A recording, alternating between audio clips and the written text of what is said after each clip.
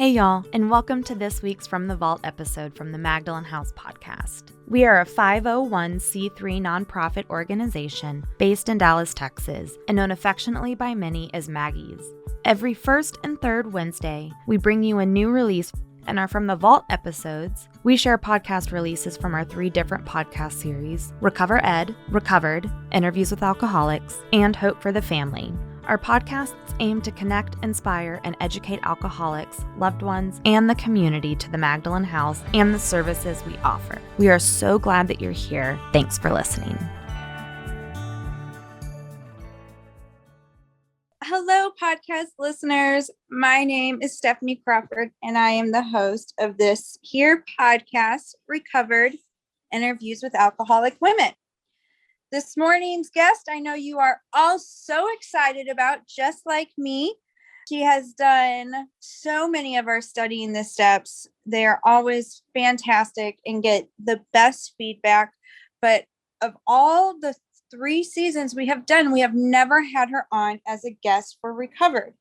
And so I know you guys are so as excited as me. She is one of my favorite people of all time. She has a way of just like allowing you to be completely yourself around her, and it's safe and it's okay. And I don't know, I just know you guys are going to love her so much if you haven't heard her already. So today's guest is Chloe Cramer.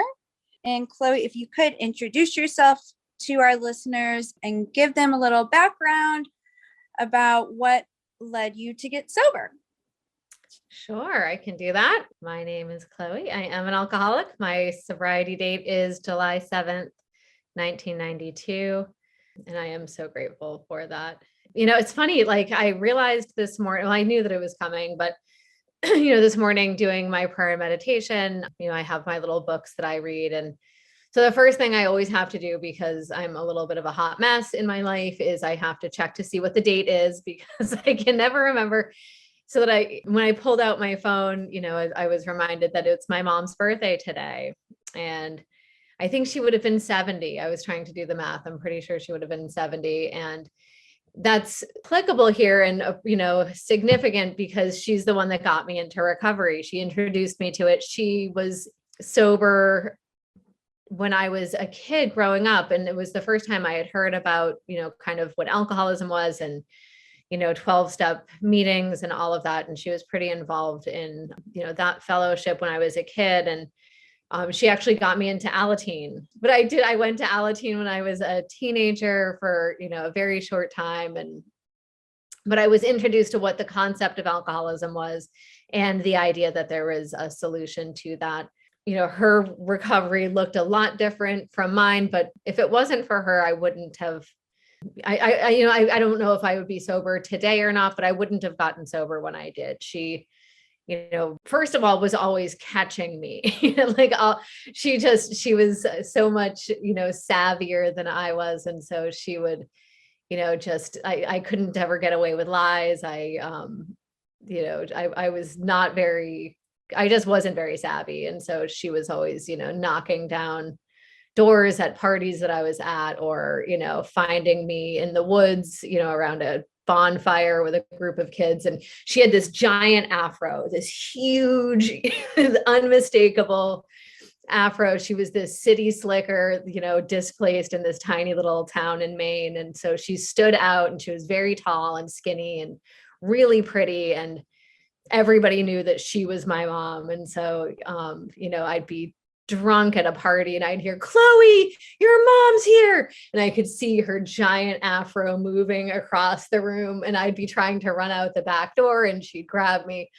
I couldn't get away with anything. So most of my early interventions were because of her, sending me to counselors or to, IOPs or to, 12-step meetings or whatever it was. She was the catalyst for it. And she was the cause of a lot of my consequences, so when, at the end of my drinking, she was the one that, organized the intervention that got me into, my first treatment center. And, that was, I didn't think I had a problem. I didn't think that I needed to stop. I thought my problem was her. I thought my problem was my stupid friends in my stupid little town. And the fact that everybody was always on my back and nobody would just let me, leave me alone and let me drink the way that I wanted to. And that, everybody was, just making too big of a thing of everything. And if everybody would just back off, it would be fine. And she wouldn't. She just, she loved me so much. And, being an alcoholic herself, and again, knowing that there was a solution, she really just, she put a lot of obstacles in my ability to drink the way that I wanted to, and I'm so grateful for it. I mean, as it was, she did try the whole thing of, I just want you to call me and let me know where you're at. It's like, you won't get in trouble. I just, need to know. And so I'd be like dying in a field, in the middle of winter in the snow of like alcohol poisoning. And I'd know that I wouldn't get in trouble if I called her to come get me, so I think that was important, but she did intervene. She did get my friends and my sweet little grandmother together, and they did this like very formal intervention on me, and my bags were packed and they sent me to treatment. And, and then from there, like I really believe it was divine intervention, because I was not a good patient. I was not a good, client. I was so resistant. I was, sneaking into closets with boys. I was trying to, huff aerosol cans. I was trying to convince my roommate to run away with me. Like I was doing everything wrong at this treatment center. And my counselor ended up pulling me in, and they did like a mini intervention with the clinical team. And they told me that they thought that if I went home, that I wasn't going to survive. They thought that I was going to die.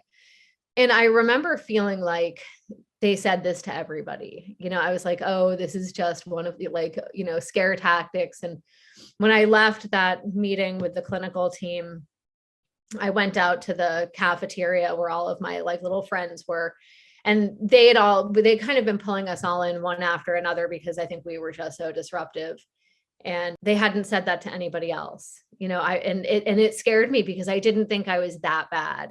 But that was like this aha moment of like, maybe this isn't just partying. Like maybe I am not going to be able to just get my stuff together. Maybe this is a bigger deal than what I think it is. And it was like this little crack, which became this willingness to go into a long-term treatment center from there. And, and my mom was broke. She was divorced. She was, cleaning apartments to make a living. She had no money, and she like had to call her ex-husband's parents to ask them to help pay for me to go to long-term treatment.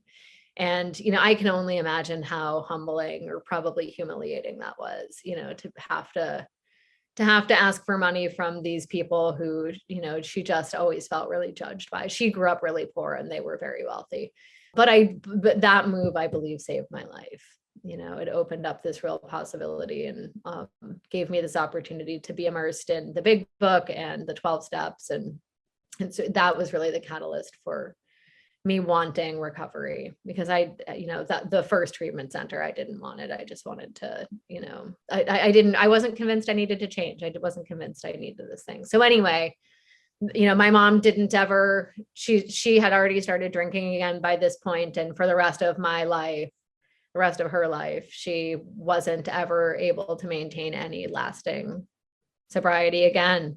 She stayed strung out on benzos and opiates and alcohol and weed and all of the things. It's like, I think just the pain of existence was too much for her, and she was never able, I don't think she ever went through the 12 steps. And all of the years that she was in recovery, I don't think she ever did the steps. And so I think just sobriety without recovery was just so painful, So anyway, she died this past summer, and, I think today I'm sure she'll just stay on my mind, as she does a lot of days. But I really credit her for introducing me to recovery and making it possible, and intervening, taking that risk at, me being so mad at her, which I was so mad at her all the time for everything, but especially for interrupting my ability to drink the way that I wanted to. Well, happy birthday to her. Yeah. How wonderful that it's today. So you and I have had this conversation before about like how step one can happen like one or two ways, like either like out there or like in the rooms where you like identify with what's in the big book. And that's kind of what happened to you. Do you mind talking about like how you came to realize that you were an alcoholic and that step one was your truth? Absolutely. I mean, I think, I was 18 when I got sober. So I didn't have years and years and years of, just that like real hopelessness that a lot of people have. What I did have that I think was important was I had tried to stop. I had tried to quit on my own, like with a real commitment. I really desperately wanted first to moderate. I really I didn't want to have to stop. That, seemed like the worst possible situation. So I tried for a long time, to moderate and to be able to drink without consequences by mixing other substances, by, trying to not drink hard alcohol, just, wine or beer. And so I had that experience, I think that I think if I had just had my drinking interrupted before I had hit some sort of a bottom in my drinking, it wouldn't have worked. I think that, that intervention thankfully happened after I really had desperately tried to stop on my own and been unable to. I wasn't convinced that I was unable to. I thought that I just didn't have the willpower required. And I thought that I just needed to want to more, but I had really, really tried to stop. And I didn't understand why I sucked, like why I was so selfish and why I was so weak-willed and why I couldn't ever remember for enough days that I wanted to not drink anymore. I could remember it, for at least half a day, sometimes for a whole day, but definitely by day 2, I would just forget, it just didn't seem as important anymore. Or my restless, irritable, and discontentedness was so extreme that it just didn't matter. I just couldn't care enough. And so I didn't understand that was alcoholism. I thought that I just, lacked resolve and lacked will.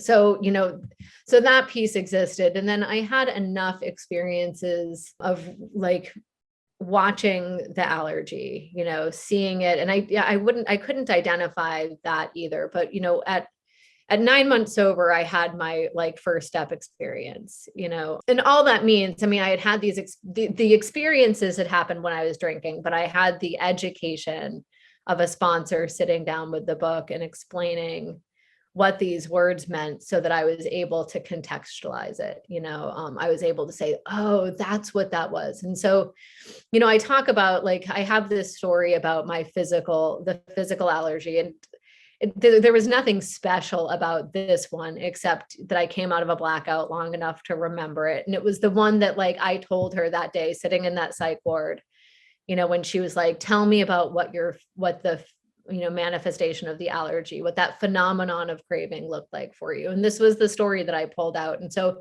I just kind of call it my, my allergy story. And, really, again, it wasn't the last time I drank.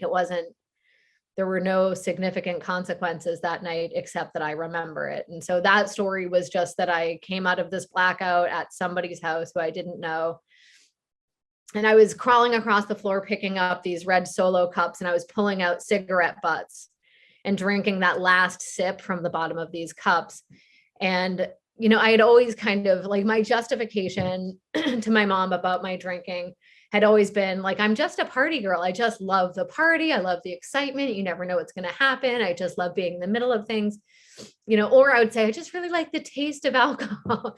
And so the significant thing about that story was that there's no way that what was in those cups tasted good. Like I don't think I could taste anything at that point. And there was no party. Everybody else was like gone or passed out. Like I was alone in this room, and what I was able to see was that I was drinking to satisfy a craving. There was no other reason that I was drinking what was in those cups, except that my body wasn't done. And so like that was significant in retrospect. In that moment, I did have that, like, I came out of this blackout to realize what I was doing. And I had that thought of like, you're an animal. You're an absolute disgusting monster. Like what have you become? This isn't who you thought you were going to be. And so, and then I went back into a blackout and I don't remember anything else from the night, but that became kind of that story that characterized the allergy for me, and then I had, plenty of other experiences with that. But then, I also was asked to, I'd be able to have some examples to identify what, the mental obsession looked like. And, for me, that I had a lot of really close friends. I went to a small school in Maine and then to another small boarding school in Massachusetts. And I had a lot of people that got really involved in my life. And that's what happens when people love you, right? It's like they care and they try to intervene and they try to, to help. And I had a lot of people try to help me along the way. I was a competitive horseback rider, and so I had these girls that I grew up riding horses with, and they saw me falling off. They saw me unable to compete anymore. They saw me unable to show up at the barn to ride the horses and to do all the things that I loved doing. Same with like my roommates. And, just throughout the years, I had a lot of people that started to express concern. And so what I noticed is that I had gone from this place of being really like proud of how much I could drink. And, it was like these bragging rights that I could keep up with the guys and that I could, put alcohol away in a way that, I was teeny tiny and I looked really young for my age. And so it was like this source of pride for me, how much I could physically drink. And then it became something that I started hiding, and it became, it became shameful. And, again, people started, giving me a hard time about it or expressing concern. And so what I noticed is I would start, that's when I started trying to control it. That's when I tried, I would try to drink like my friends drank and just have a few and stop, when the party was, still going on, and not have to be blacked out and, messy. And I couldn't do it once. I would say I wasn't going to drink. I would, try the like, well, okay, we'll split a 6-pack. How about that? We'll split a 6-pack. I'll have 3, you have 3. Like nothing bad can happen with just 3 beers. And I'd get halfway through that first one, and that phenomenon of craving would kick off, and I couldn't stop. And then I'd spend the rest of the night trying to hide from people and trying to sneak them. And, and then that obsession of the mind, I'd wake up in the morning and I'd be, just that pitiful, incomprehensible demoralization. And, I was so confused. I was just so confused about what was happening. I just didn't understand it. And I would swear it off, and I would swear that I'm not going to do it anymore. I'm only going to do it on the weekends, or, I would make up all of these rules about how it would have to look, and I couldn't make it through the day. I just, I was so uncomfortable in my own skin. And I tell this story a lot of times when I do meetings up at the house about holding my breath, and, I just felt like I was holding my breath. And, I love the story. I'll tell it here just because, again, I think it's so descriptive, and I've stolen it from my friend Jonathan in Austin, and he does it better than I do. But I talk about how, like, as a kid, growing up with cousins and with, my sister and our friends, we would go to the lake or we go to the pool and play that game where you would put your head underwater and try to see who could hold their breath the longest.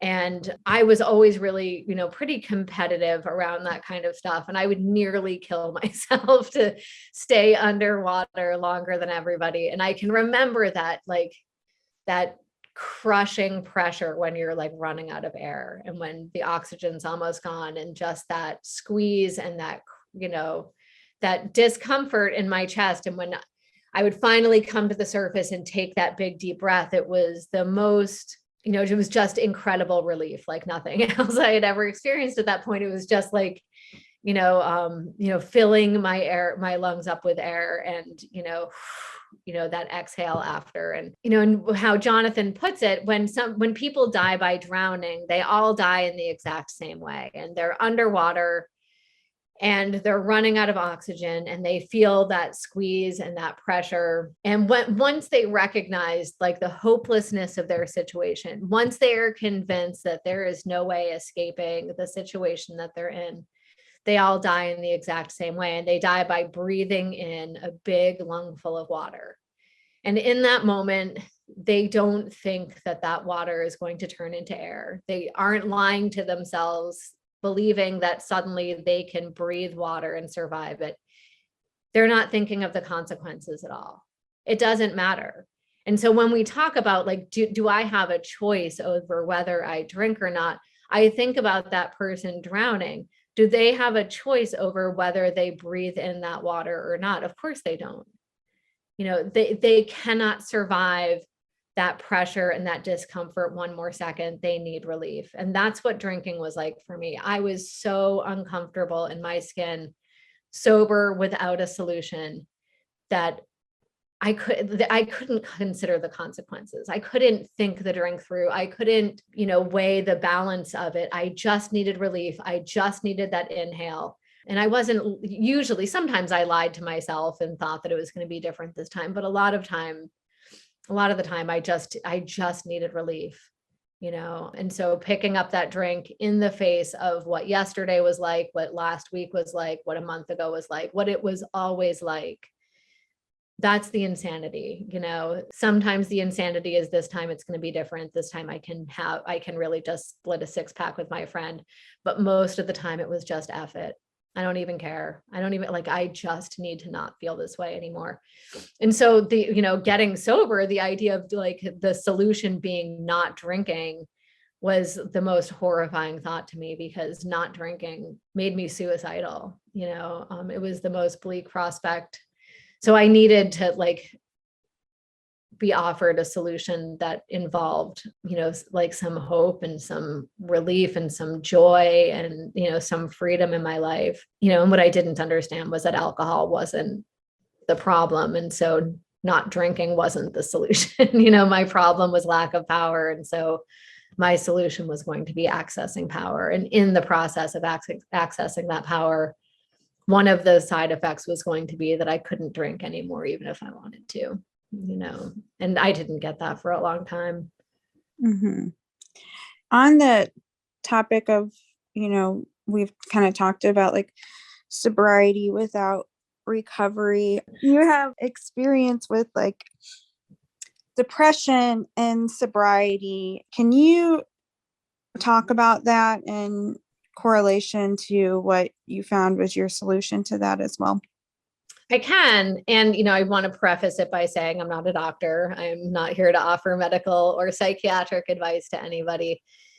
And I do think that chemical solutions are, sometimes the right treatment for a chemical problem. And so I don't want to pretend that what works for me is going to work for everybody. But before I ever picked up a drink, I had really significant depression. I was suicidal at 10 years old. I just really was this kind of like dark and hopeless kid. I don't know that anybody watching me would have seen that, but that was my internal experience. I just had like this spiritual malady that pre-existed, active alcoholism. Like it really, that's what manifested first. And I was just discontent, and I was really self-centered and insecure and had a lot of fear of people, but then also, this driving need to be the, accepted and loved and the best and the funniest. And, it was a real hard combination of defects. And so, once I started drinking, that's one of the things that I talk about with alcohol not being the problem. It was the solution. Like it was the first thing that offered some real relief from that malady. And I do think that it probably kept me alive long enough to find a solution, because again, it didn't solve my depression by any means. I think it made it worse, but it gave me some relief in there. So when I got sober, and I started doing the steps, I was out in Tucson. I had done all of my drinking on the East Coast, and I ended up being in long-term treatment and then in sober living for my first year and a half. And once I got out of the treatment center, I hadn't made any amends. I hadn't really learned about 10, 11, and 12. I think I had probably stopped on step 8, like I kind of had my list, and I may have made like an amends or two to my mom and my, sister or something, but I hadn't gotten far. And I, had, really lost that belief that I needed to do anymore. It's like, it's so easy to fall into that delusion that like, I just need to not drink and go to meetings. And, I what I found was that depression was the first thing to come back. And I didn't recognize, like, all of this is in hindsight, but what ended up happening was, like, I just remember like, this is like the early 90s. And there was that Blind Melon song, everybody hurts sometime. And I would sit on my couch watching MTV, just bawling my eyes out, just like, just so dead inside. And I just like was miserable, and I was like, this is my life. This is sobriety. This is what sobriety looks like. And there was like this REM song too. I just remember that REM song and that Blind Melon song and that disgusting couch and crying my eyes out and thinking like, this is it. This is what the next like 60 years of my life are going to look like. And, in the course of that time, I ended up moving back to New England and getting connected with a new sponsor and getting, kind of back into the steps. And, this woman had this crazy idea that you could finish your amends, and that 10, 11, and 12 were something that should be like incorporated into your everyday life. And I am so grateful for that. And it's not like nobody was saying that back in Tucson. Of course they were, but like we get complacent. I get complacent. I get, I am lazy and, under the constant delusion that maybe half measures will avail me half this time. And so in the course of like making those amends and starting to sponsor and this like fellowship growing up around me, one day I realized that I wasn't depressed anymore. Like, I was still on antidepressants, and I stopped taking them, and the depression never came back. And again, for me, like, some people need antidepressants, and that's not a symptom of their spiritual condition. Some people have like that chemical imbalance and they need that. What I learned for myself was like those antidepressants hadn't fixed my depression. I was still depressed taking them. And what did fix them was a spiritual solution, which, just helps me draw the conclusion that I suffered from a spiritual malady.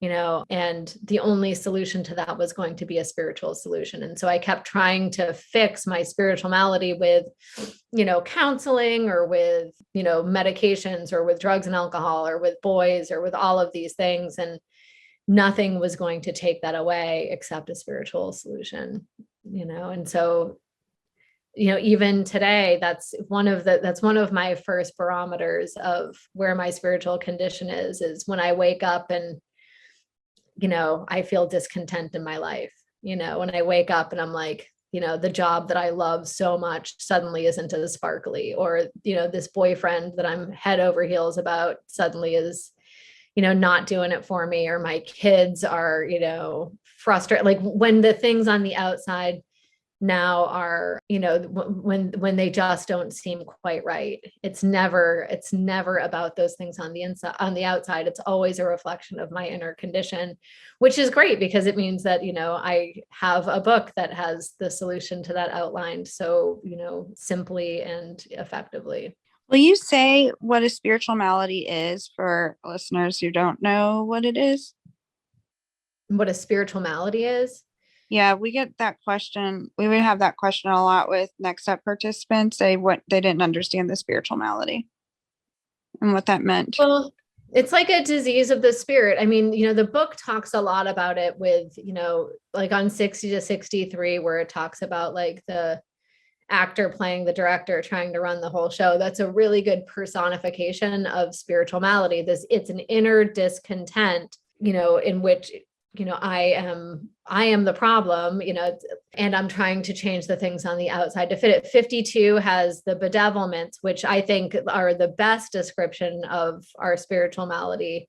In, how about I read it? Because I'm going to try to quote it and I'm going to do it wrong. So on 52, it says, we were having trouble with personal relationships. We couldn't control our emotional natures We were a prey to misery and depression. We couldn't make a living. We had a feeling of uselessness. We were full of fear. We were unhappy.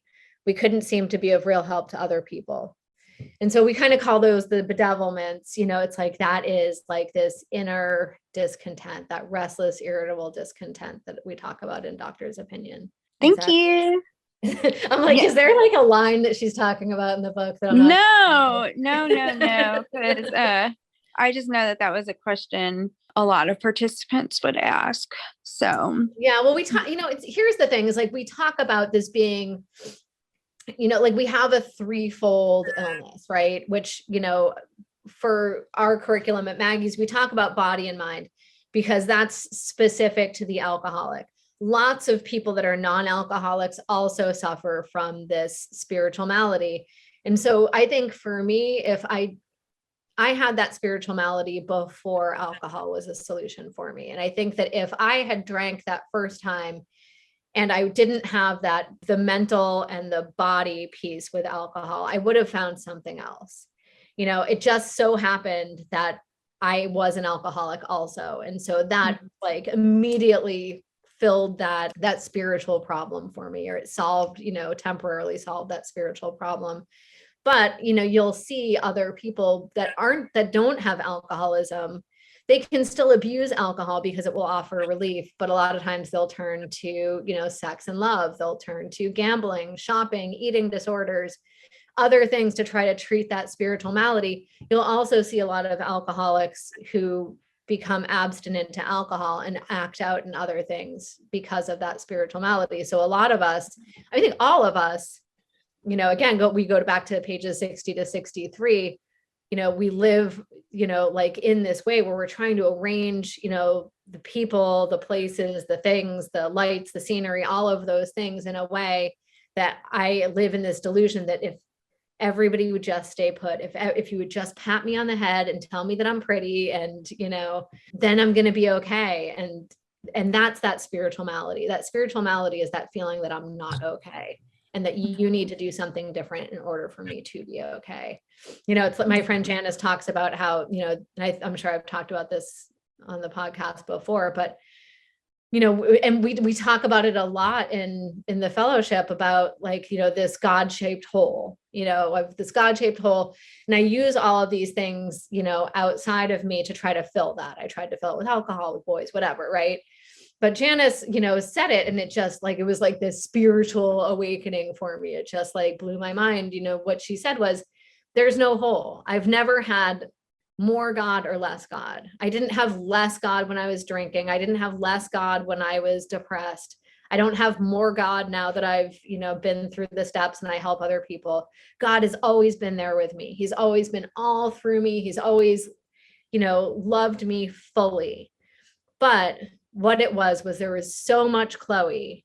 I was so full of fear, so full of resentment, so full of shame and secrets and self-will and all of these things that I couldn't access that power, and so that's what spiritual malady is like this, kind of inner conflict of being so full of God and not being able to access it because there's so much me getting in the way. And so those 12 steps, the whole point of them is to get rid of enough self that I can access that power, and that's the solution to, everything, right? But that's the solution to spiritual malady, which, when I access that power, again, those 10-step promises tell me that I can't drink even if I want to. I don't have to think. I'm in a position of neutrality. I haven't sworn it off. It's a miracle, it's a miracle. And all I have to do is access that power and it's done for me. That's the only work I have to do. Yes. I also heard it described as crawling out of my skin, which I also agree with, and was so terrified of being sober because all I knew was that feeling and life just being so hard and so heavy. Yeah. I'm still amazed at like the fact that I can get out of bed in the morning because I wasn't able to do that without a substance, Yeah. No, life was scary. Mm-hmm. Yeah, absolutely.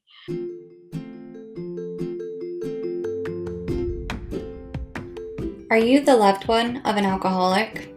Our family support group serves as a community for friends, loved ones, and family members of alcoholics to learn about alcoholism, understand how to help an alcoholic, and experience an improved quality of life, regardless of the alcoholic's recovery. We have weekly support meetings that meet virtually and in person, as well as a monthly speaker meeting. To find out more about our family support group, visit magdalenhouse.org/family.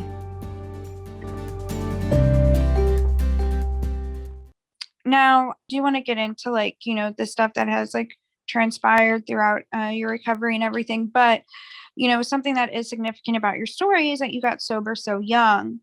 And there's other people who come into the program who are also young. And I've heard them say that they look to you as hope and inspiration because you got sober so young. So is there anything that you would say if there's somebody listening who's I got sober at 27. I was I'm too young to get sober, so, but is there anything that you would say to, young people coming into the program? Yeah. I think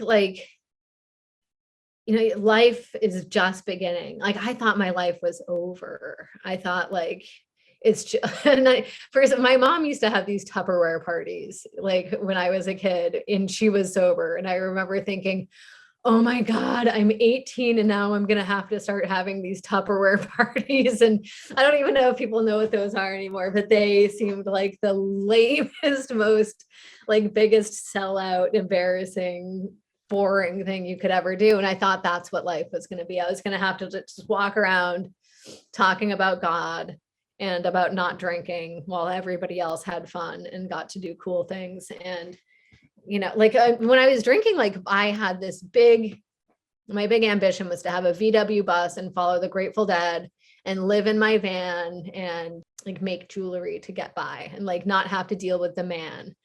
For some reason, that I thought was the pinnacle of life, was just to have this kind of nomadic, which there's nothing wrong. That still really appeals to me to some extent. But, so when I got sober, I thought that now I'm just going to have to be this big sellout and I'm not going to be cool. And all of my old friends are going to do cool things. And I just get to go to 12-step meetings.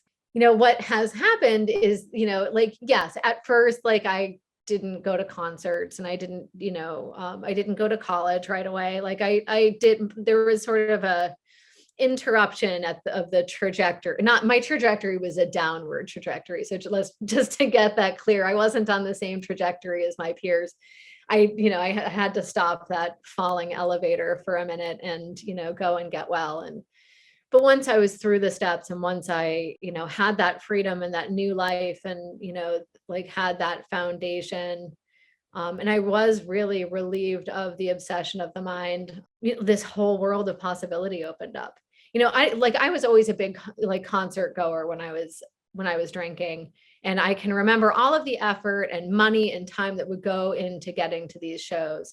And, I would be so excited and I would, get there and I would, black out and not remember a thing from the whole. I'd have flashes of of memory, but for the most part, the whole night would be gone.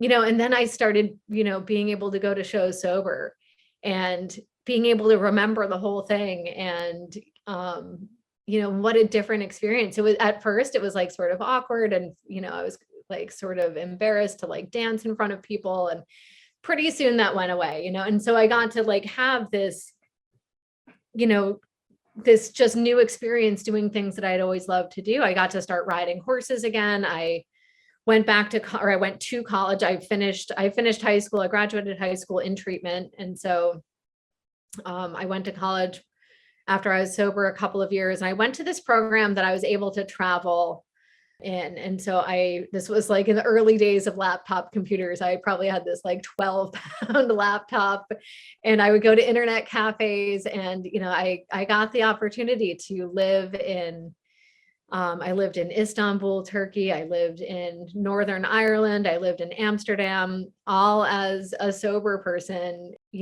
just being able to explore the whole world. And, my first plane ride to when I was going to Istanbul, I cried the entire flight. It was like, I don't know, I think a 6-hour flight. And I was in the middle seat between these two giant men. I just cried the whole time out of like anxiety and excitement and, just that like, the adventure. I knew that like I was embarking on this amazing adventure, and I was leaving behind like all of these sponsees and this really like, amazing home group and my family. And I was married at the time. So, my husband and my home and my dogs. And so I felt this real support behind me. And, my home group members would write me letters and call me. And, I went to meetings out there, in Turkey, and I had a group. It was an English speaking meeting. And I got to really, first experience the idea that God is everywhere. I sort of like, I was terrified that God was only in Maine, and I was going to get to Turkey and God wasn't going to be there, and I was going to be alone, and it was going to be, scary and horrible. And then the second piece, that the 12-step fellowship is everywhere, and that I, got to go and, plug into this thing that was different, but the same as what I was used to. And these people that were, they used to say, they're just friends you haven't met yet. And it was true. It's like I was immediately welcomed in and circled up and loved. And, and again, I still had my fellowship from back in Maine, and those people who, sent me letters all the time, just letting me know that, they were with me there, and it made all the difference. And it was just this, fantastic thing that I wouldn't have been able to do if I was drinking. I couldn't even, I couldn't hold a job. My mom, I think the job I had right before I left, my mom had like made a deal with the owner of the summer camp to let me work there, and that she would like, make sure I got there every day. Cause like, I was just so unreliable. Like I just couldn't, and so if I had been drinking, none of those things would have been able to happen. And so, the great thing about getting sober young, however young you are, whether you're 50 years old, young, 60 years old, 18 years old, is that you get to be present and awake for a intentional life. I've been able to have, my adult life being pretty intentional, being awake for it and present for it and an active participant in it. And, I have 2 kids and a foster daughter, none of whom have ever seen me drink. And they've seen me behave badly, but they've never seen me drink. And so they've also been able to watch me like clean up the, mistakes that I've made and persevere through hard stuff, the normal ups and downs of life. And, I don't think we have to do it perfectly. I think that we're human and we're flawed, and it's okay to do it poorly as long as we circle back around and make it right. I mean, ideally we don't do it poorly. Like, I don't want to say, I'm fine with just, stepping all over people and screwing up and falling short because I can just clean it up tomorrow. That's definitely not what I'm saying. Right. My best is sometimes not good enough. Yeah. That's kind of like when, we can use progress, not perfection, as a cop out. Yep. So do you still experience the fellowship that same way of like how you experienced it back then with all that love and support and everything? Absolutely. Yeah. I mean, I grew up in it. So, I mean, it's changed for me over the years, but there's always people that have been around longer than me or that have had experiences that I haven't had before. And so I still feel like I show up in the fellowship as a student. I don't know what I'm doing half the time. Losing my mom. I was 29 years sober when that happened, and I had never been through the death of a parent. And so, I absolutely leaned on, I went back to Maine. That was a really cool thing. So going back to Maine, that's where my mom was when she passed. And that's where all of my, homegirls are from my early, like my first, 18 years of recovery. They're all still there, and they're like my sisters. They're my family. And so those women, showed up at her apartment, to help my sister and I empty it out and bring things to the dump and to the, swap shop and to, and to clean it. And, like my sober family in Maine, they like, they were there every single day along the way. They were at her service with me. And, so but I will say, it's like what I get out of the fellowship is what I put into it. It's like, if I just show up at a meeting once a week, I'm not going to build those connections. Like those women who showed up for me, we had sat together for, hours and hours reading Fifth Steps and, going to kids' soccer games. Like we've formed relationships, we've put time in, and we've watched each other, find God, and I think like when we watch people like awaken, and when we watch people recover, we're invited into this really sacred place in a person's life. And so we form a connection that I don't think that we get otherwise. And so, it can't be one-sided. I mean, it starts off one-sided when we sponsor somebody, it's all about them. But when we, walk through life with a person with that kind of intimacy, they become our family. So you and I have talked about Karen Ann, who I think is going to be on the podcast at some point. She's one of those people. She was like my first sponsee that stayed sober, and she's still sober all these years later, like, 26 years or something. And, I watched her, get married and get divorced and have kids and have those kids grow up. And, like, it's just, this fellowship becomes like the fabric of who we are, So yeah, it's not about just attending meetings. It's about becoming intimately involved with the people in those meetings and learning. You had somebody on this podcast a long time ago, first season, who said, she was kind of talking about that idea that I have to love myself before I can love other people. And what she said was, no, I had to learn, I couldn't love myself until I learned how to love other people. I learned how to love myself through first loving other people. And that has been my experience, that, I learned how to, be a recovered woman of integrity through watching other women be recovered women with integrity. And, I learned how to love myself by loving them so much and thinking like, how can you not see what an incredible, amazing woman are? You're a child of God. Like, God loves you so much. And if I could see that God loved her so much, why wouldn't God love me in that same exact way? And, I think that, it's like I could write a book. Everything I've learned in life, I've learned through the 12-step fellowship, I didn't know that about whenever you went to Maine, how they all showed up for you. That's so beautiful. It was really beautiful.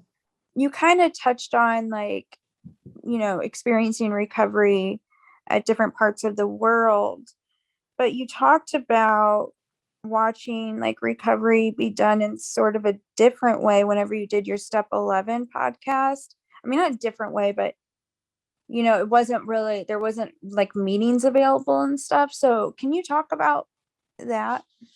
Yeah.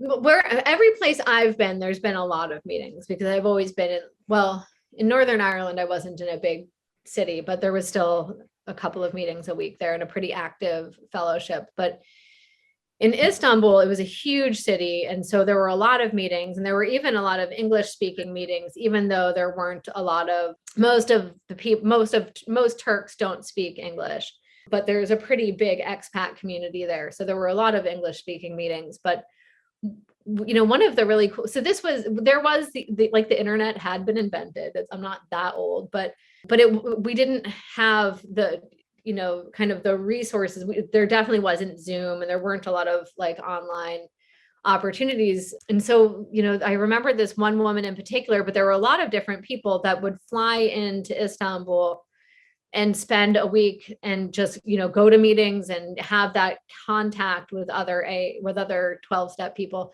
There's one woman in particular who was in the Peace Corps in Armenia, and she would come in just to kind of be able to be part of the fellowship.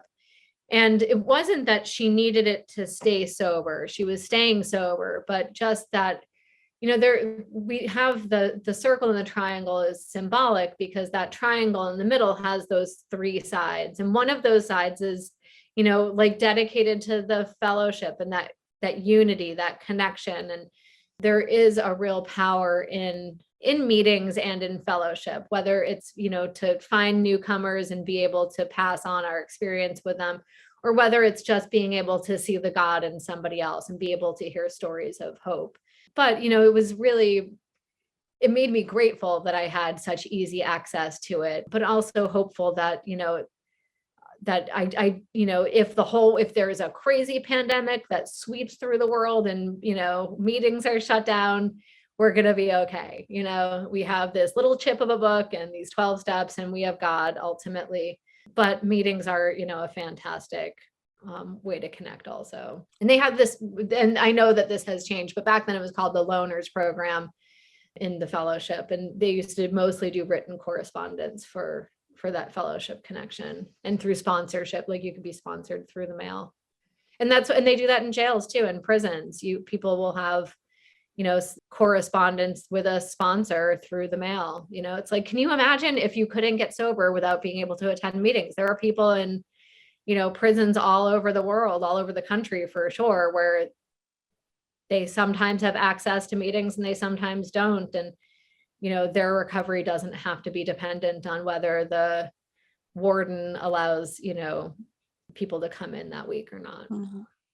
Yeah, I mean, Alicia, her episode will be released later this month. She experienced the same thing with, working the steps in jail. It was a lot of writing letters through the mail, Right. And I just think that is so neat, Mm-hmm. Yeah, I mean, I think that we have these tools, right? Like, I mean, I swear by exercise. Like, my mental health is really improved when I'm able to exercise, eating well, getting enough sleep, drinking water, going to meetings, talking to my friends, whatever. Like, those are great things that make me, that are an easy fix to like some of that inner restlessness, but they're not the solution. The solution's God. But those are little things that can help make life more tolerable, also. But if like, can you imagine if we used to have this meeting back in Maine that we would jokingly call the take a bath meeting, because people would be like, oh, I just really want to drink. And everybody's solution was, yeah, when I want to drink, I just take a bath. And I remember thinking like, man, what if like you moved into a house that didn't have a bathtub? Like, would you have to get drunk then? And I think it's the same thing with like, exercise. Man, I really like get a lot out of exercising. I've had a couple of surgeries here recently where I couldn't exercise for like 6 weeks at a time. If my recovery was dependent on my ability to get my heart rate up to 151 for some amount of time, like I would have been drunk. Thank God that's not the solution. It's just like, it's a little life hack that I've found has made things better, but it can't be the solution. Mm-hmm. I forgot about the take a bath meeting. It's one of my favorites. Well, I guess now I would like to ask you, you've had a lot of life happen in your recovery and in your sobriety. And I know that the life you're living today is not the life you had planned or that you thought you were going to live. And it reminds me of like page 100. I always butcher this. You probably know the quote I'm talking about. Follow the dictates of a higher power and you'll presently live in a new and wonderful world, no matter what your present circumstances. That part? No, what's the part when it says, when we look back, we realize that the things what I'm saying? Which came to us when we put ourselves in God's hands were far better than anything we could have planned. Yes. And that's what I think about when I think about your life today, Mm-hmm. and how it's not the life that you had originally planned for yourself. So do you mind talking about, I guess, some of the trials and low spots that you've recently experienced, and just share like your experience, strength, and hope around that? Mm-hmm. Absolutely. I think, the first thing is, that I have this, the only time I ever feel like pain and suffering is when I think that things are supposed to look different than they do. And so it's like the whole trick to life is staying flexible, staying nimble and staying open. It's like I get into this place where, like I create this idea of like, here's what my life looks like. Okay, God. And I get like this Santa Claus God, where, it's like, if I'm a good girl, he will bring me good presents. Now, if I'm a bad girl, then, my husband cheats on me and, I maybe I'm going to lose my house. It's like, and so it's a precarious life to live in, when I think that that's what's real, like this God of karma. And then it also, it leads to this feeling of like, it's not fair. I've been such a good girl. Why are these things happening? And then I start getting into that place of comparing and saying, like, this person's doing way worse things. Why do they have like, $1 million in the bank and, this handsome, husband and blah, whatever, like, like, how does this work? And I seek to understand things on, a human plane rather than on a spiritual plane, and like my whole existence should be about trying to work things out on this spiritual plane of existence. And, if I can remember that, like, I know nothing, my job is to live in God's world. And if I'm living in God's world, then everything is exactly how it's supposed to be. And I only get in pain when I think that it's wrong. And I think that, like, it shouldn't be like this. And I have this resistance to it. And and then the delusion becomes that I need to fix it. I need to change it, or I need to, like, leave town. That's my favorite solution to everything is just quit my job, sell my house, and leave town. So, I was married for a long time, 2 kids, the house that I loved in this great little neighborhood. And just like one day, everything changed, everything changed. And there was this big bombshell of, like, just the most shocking news ever. And, one day life looked this way and the next day life looked different. And, like, I look back and I couldn't have been more prepared for it than I was. Like, I had been seeking God really for the first time from a place of wanting to be closer to him rather than like running from pain, and needing him. I just wanted him, and I wanted to be closer and have a new understanding and a new experience with God. And so and I think that was by design. I don't think it was accidental, but at the time I didn't have the privilege of knowing how the story was going to end, which, of course, the fun plot twist is the story's not over ever. But, I really found myself, even in the midst of like the biggest heartbreak and betrayal and, like, just shock, being excited about what the future held, and like, that wasn't me, it's like that's not my doing. Like, I just remember being like, wow, like, like, I don't feel like God's doing this to me. I don't feel like life and the universe is punishing me. And that was usually like I can tend towards like this kind of darkness and, feeling like everybody's out to get me. And that, like, oh, of course there's another red light, when I'm already late. Thanks, universe. Like, none of that existed. Like, there wasn't this feeling of like life beating me down. It didn't feel like bad luck it just felt like challenges, like new challenges that I was kind of excited to see how they were going to work out. And I do remember feeling pretty like baffled and overwhelmed and scared a lot of the time. But and like my kids, like, they're, I don't want to minimize like the pain of it, but I felt like it was so bad. It was so bad. The story was so shocking that I felt like that the horror of it was a gift from God, because if it had been less, if he had been less horrible, then I would be tempted to stay and make it work. I would be tempted, to say, like, my kids, like, is it fair for me to put my kids through what they will go through to divorce this man? Or should I just suck it up and get closer to God and forgive? And, I know that I can forgive. I've done it before. I can do it again. But it was like just horrific enough that I knew that I didn't have to do that. And I remember thinking, like, if God wants me to stay, he's going to have to do something significant, because I'm going to have a really hard time trusting a God that would want me to stay in this. Would I really believe that God would love me and want me to stay? I really felt like God loved me enough that he was showing me just how much I needed to change my life.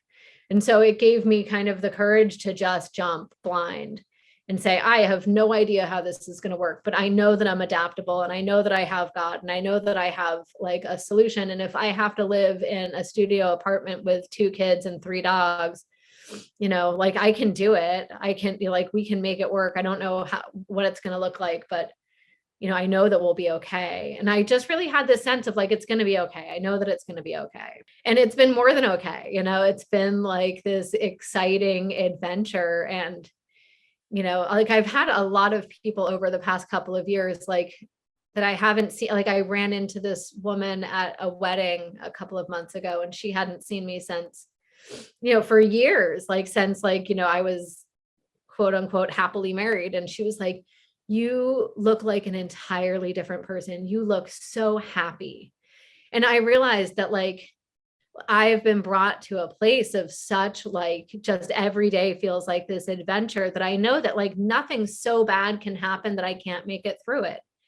Like, I mean, I still have this like, my next thought is, okay, God, don't challenge that. Don't take me up on it. But, like, I do feel like,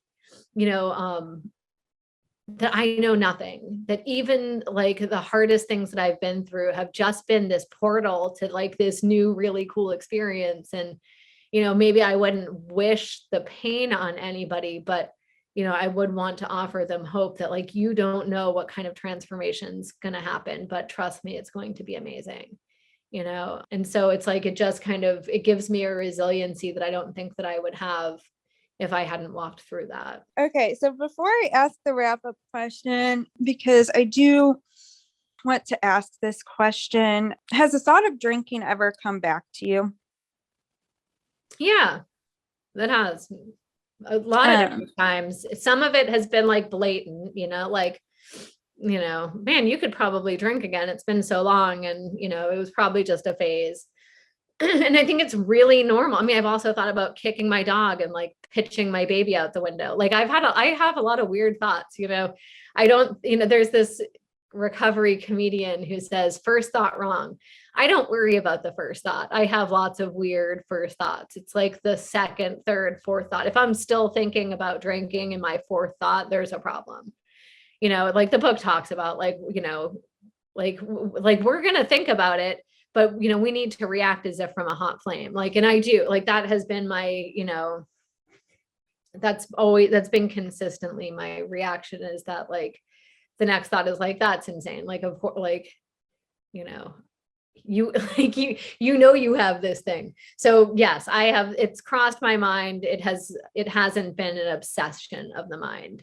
It has been like a random thought that's, been followed by, kind of the hot flame behind it. But then, I think that the insidiousness of alcoholism at this point shows up like, alcohol is a subtle foe, right? Like it is crafty, and it's not going to be as obvious as that. Like if my brain said, hey, you should have a drink, that's going to raise every red flag. And I'm going to go, that's scary. That there's something wrong with my spiritual condition. I better take care of this. Like at this point, it shows up with like, man, your ADD is really kicking your butt. I bet, what would really help would be some Adderall, but you probably shouldn't tell anybody. Your doctor will totally give it to you. She's even suggested it a couple of times, but I wouldn't tell anybody, because you know how those crazy 12-step people are. They judge you for it. So you should just get it on the sly, so that kind of thought is more, I think, where the obsession, shows up for me today. Or it can be more subtle, like, like little tiny dishonesties of like, well, they don't need the whole story on that. Or, yeah, boss, I'm really sick. It's like, it comes up in these little ways that block me from God.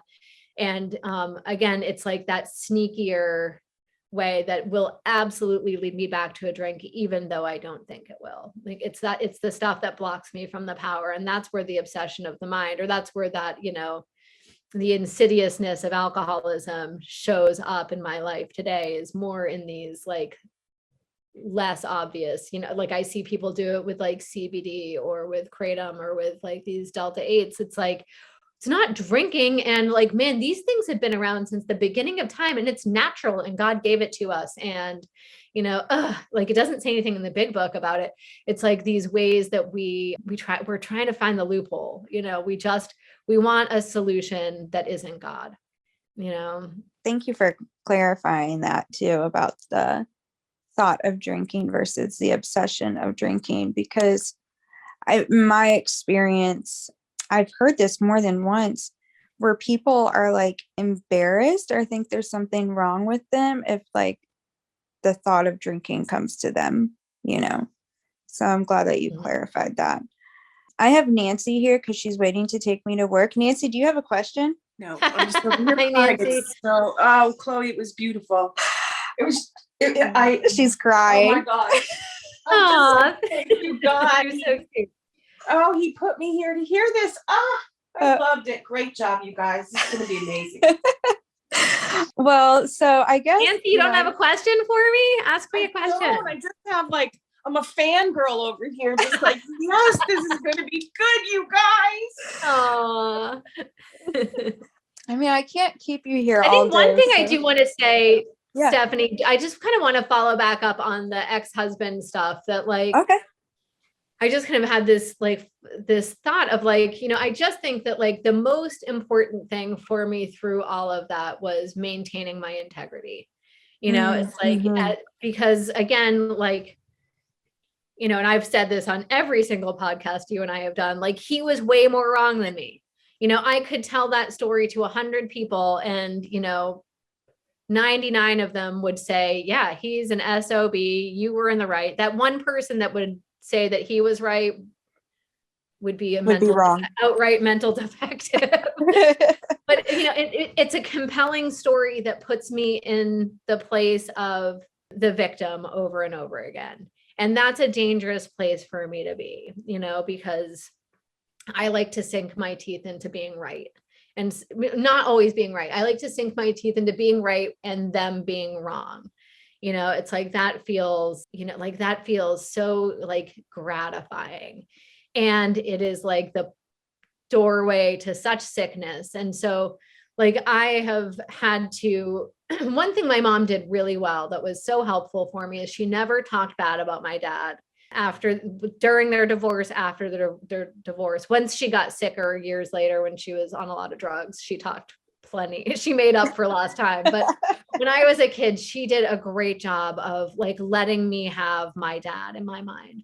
And that's one thing I've tried to do really well with my kids is let them have their dad. It's like, it is so important that they have a relationship with their father and an image of their father separate from my idea and my experience with him.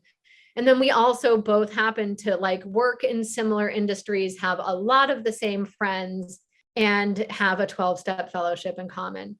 And a lot of people really love him. And as much as that makes me insane sometimes, I also want other people on one hand, I want other people to have their relationship with him. And I don't want to interfere with that, which was a hard thing about coming out with like the divorce and with truth about what happened to a small group of like trusted friends, is I knew it was going to hurt people. But then on the flip side, I also know that alcoholism will kill people. And I don't want to interfere with his ability to have a safe place to treat his alcoholism. And so if I go around, like acting outside of my integrity and the way that God would have me show up, which is kind and loving and tolerant and patient, then I'm also affecting his opportunity to have a safe place to be and to be human and to be flawed. And my sponsor always tells me, which it's so good, that like I look at, to set him aside, like sex conduct is one of those ones that is so easy to judge people for and to condemn people for. And it is so objectionable. And I can feel so righteous about it. And what she will say is, yeah, you've really made their character defect of poor sex conduct more objectionable than your character defect of judgment, or your character defect of control. Like you make your character defects almost noble. And very like efficient, and, it's like quality control, and that God probably values this in me, and it's one of my assets. And like, you clean your character defects up to be this thing that is really an asset now in your delusional mind. And you've made him be this thing that he should be like, strung up and ridiculed for and driven out. And I don't get to do that. I don't get to decide which character defect is worse. My job is to focus on my side of the street. And so I just think it's important for, first of all, for me to live by the principle of, like kindliness and love, and that, that these 12-step rooms have to be safe for everybody. And I know that a lot of us sleep with the people in these 12-step meetings, and then, we get mad at them, and then we don't want to see their face anymore. So we gossip to our friends and we tell them what happened, and we create like these or these like unsafe environments for people to come back to. And I think that it's important that we have our trusted friends and, our sponsors that we take to those things, but that when we turn it into gossip and character assassination, we are creating, we're making it not safe for people to come back to meetings where, they need to be able to come. I think that, God talks about, or God doesn't talk about this, but people talk about, we don't shoot our wounded, but we're also like, dating in a psych ward, we're like picking out our, spouses in a psych ward from very sick prospects. We're picking like sick people that are like, that don't have a lot of skills to do better than they are. And then we're trying to get with them, and then we're getting our feelings hurt when it doesn't go right, and then, blaming them for it. So anyway, it's been on my mind lately that just, it's my job to show up the way that God wants me to show up, regardless of how other people act, You are a saint. I probably should have led with all of the ways that I've done that wrong first before I've gotten to this place of, kind of acceptance around it. I am far from saintly. I'm like feeling like my heartstrings being tugged at so much. The topic at last night's meeting was sex conduct, and it's so funny how many people were just like, how it was just crickets, because so many people are afraid to share on that topic. Yeah, I shared. Good for you. Yeah, we could do a whole podcast on sex conduct. I know. It's a hard one. It's a hard one. Yeah. And it's like my sponsor said too, like, my selfishness is so much better than your selfishness, and my dishonesty is so much better than your dishonesty. Yeah. Because I can get to that place, Mm-hmm. I totally relate to that. I also think that you're much more saintly than me. I'm just really old, have a lot of experience. Well, I do. I'm like, I want to be a better person. And which is so cool about this program, right, is there's like people that like inspire you to want to be a better person, and like you're definitely one of those people for me. Well, Stephanie, from where I sit, like, you are that for me also. I like have so much respect and admiration for you've been through so much adversity, things that I've never walked through, drunk or sober, and you have done it with just like so much God. It's really like, you're a hero for me too. I think that I feel so lucky to have you in my life. I feel so lucky to have you. It's insane. It's like totally insane that, I don't know, that it's like the people you admire like want to be around you. Yes. I've grown up. Yeah. All right. Well, my wrap-up question for you is, this has been so good. Perfect season premiere material. If you could leave us with one takeaway, like if the whole podcast was going to be deleted and somebody was only going to hear like this last 5 minutes, like what would be the one thing that you would want us to hear and leave with? Well, I had been thinking, I kind of prepared myself with the idea that you were going to ask me at some point my favorite quote in the big book. And Oh, yes, let's ask that question. So I think that is what I would want to leave people with. And it's the quote, let me see if I can find it now. So it's on 78, which is, and it's talking about amends, but I want to take it out of context and use it across the board for everything, which the quote is, in 9 cases out of 10, the unexpected happens. And I think that is like just one of the biggest promises for me is that, like, 9 cases out of 10, the unexpected is going to happen. You have no idea what this is going to look like, and in the best possible way. Like, it doesn't mean that it's always going to look like it's in my favor at the time, but I have one of those brains that always wants to predict how it's going to, and I'm going to say this and they're going to say that, and then I'm going to get fired. And then, I'll smash out their windows and probably go to jail, and it'll be so embarrassing, and people will put it on Facebook. Like, I just, I like to pretend that I know how things are going to happen. And, I'm always wrong. And if I can just show up all day, every day with the idea that I don't know how it's supposed to go down. I have no idea. Like, I can see this tiny little keyhole in front of me. I can't see the whole path. I can't see, what's around the corner. I can't see what tomorrow is going to bring. I can't see what this afternoon's going to, all I've got to see is what's right in front of me. And I just have to take that next step, and then I'll be able to see the next step in front of me. But in 9 cases out of 10, the unexpected happens. And I just have to show up prepared, get my spiritual armor on, and, have a positive outlook and try to do the right thing and bring God with me. And it's going to be effing amazing. Even when it sucks, it's still going to be amazing. Mm-hmm. Absolutely. Well, this has been wonderful. Hey, I love you so much. I love you. I forgot to say, for our listeners, if you have loved what you heard, please leave a review. Your reviews help us reach more alcoholic women, which is what we are trying to do. So it is not about the review. It is about the women that we can help because of your review. Your review matters. If you have heard something that you identified with and that you took away from this, please upload this to your Instagram story. Let us know what that is. Tag the Magdalen House. Share this with a friend that you think it might help. I appreciate all of our listeners' support. It means so much. So anyways, Chloe, I will see you later at work. I just gotta get dressed and I'll be on my way. Well, I'm sweating, so I need to change my shirt, and I'll be right along too. All right. Love you. Love you too. Bye. Bye, Nancy. Bye, Chloe. Bye. Great job. Thanks.